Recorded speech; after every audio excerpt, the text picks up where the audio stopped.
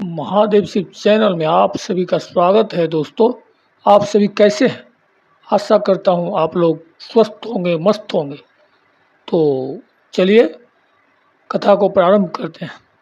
अगर आप यह कहानी सुन रहे हैं तो पूरा सुनिए, आधा अधूरा छोड़कर जाने की गलती मत कीजिएगा। इस पवित्र कथा को सुनने मात्र से मनचाहा फल की प्राप्ति होगी। अगर आप शिव भक्त हैं तो भोलेनाथ का अनादर न करें। तो चलिए कथा को प्रारंभ करते हैं। माता पार्वती ने भगवान शिव से पूछा कि गंगा में डुबकी लगाने से क्या सच में धुलते हैं पाप? गंगा स्नान से पापों का नाश होना बतलाया गया है, परंतु नित्य गंगा स्नान करने वाले लोग भी पाप में लीन रहते हैं। एक समय शिव और पार्वती एक साथ धरती पर विचरण कर रहे थे। पार्वती जी ने देखा कि बहुत सारे मनुष्य गंगा में नहा नहा कर हर हर महादेव, हर हर गंगे कहते चले जा रहे हैं, परंतु प्रायः सभी दुखी और पाप परायण है। पार्वती जी ने बड़े आश्चर्य से शिवजी से पूछा कि हे देव के देव महादेव, गंगा में इतनी बार स्नान करने पर भी इनके पाप और दुखों का नाश क्यों नहीं हुआ? क्या गंगा में सामर्थ्य नहीं रही? शिवजी ने कहा, प्रिय, गंगा में तो वही सामर्थ्य है, परंतु इन लोगों ने पाप नाशनी गंगा में स्नान ही नहीं किया, तो इन्हें लाभ कैसे हो? पार्वती जी ने आश्चर्य से कहा कि स्नान कैसे नहीं किया? सभी तो नहा नहा कर आ रहे हैं, हर हर गंगे बोल भी रहे हैं, अभी तक इनके शरीर भी नहीं सूखे हैं। शिवजी ने कहा, ये केवल जल में डुबकी लगा कर आ रहे हैं, तुम्हें कल इसका रहस्य समझाऊंगा। दूसरे दिन बड़े जोर से बरसात हुई। चारों ओर गलियों मोहल्ले में कीचड़ भर गए। एक चौड़े रास्ते में एक गहरा गड्ढा था, चारों ओर कीचड़ भरा था।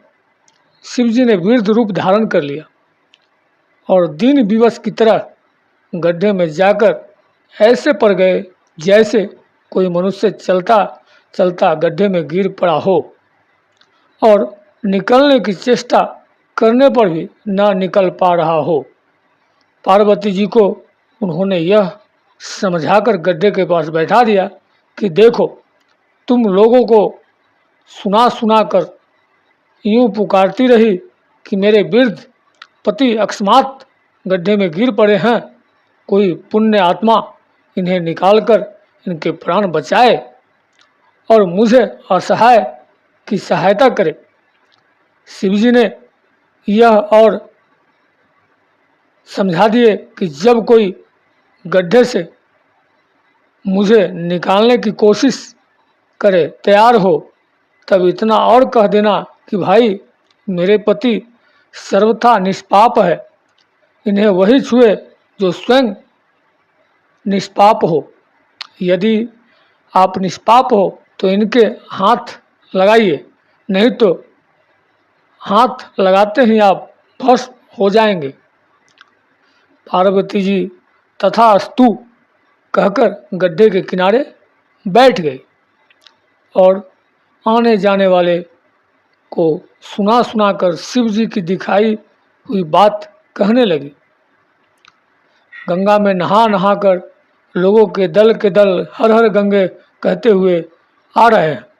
सुंदर युवती को यूं बैठी देख कईयों के मन में पाप आया।